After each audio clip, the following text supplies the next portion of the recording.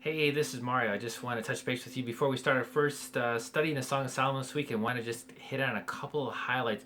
We really want you to take your family time this week and really focus on just the type of person that the student needs to be and the type of person they're looking for. Now, the first thing they need to do is they need to be the type of person that's following Christ, especially for the guy. We want to ask the question, who are you following?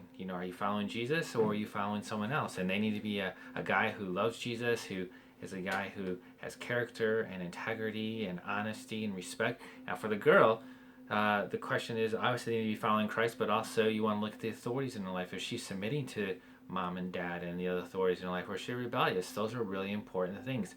So, we want to ask those questions in our family time and really paint a picture of like what's the type of profile that they need to look for in the person they're going to marry and the kind of person they want to be. Also, we want to ask you to highlight the few questions. There's a ton of questions here, but there's the ones that we really want you to hit on. Is questions 1 to 3 is like, where do we get a source of truth? And obviously, we want to come to the conclusion that the Bible is our source of truth.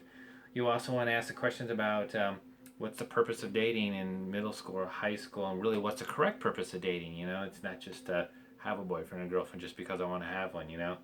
And and then what's the right profile for the right kind of man or the right kind of woman to marry.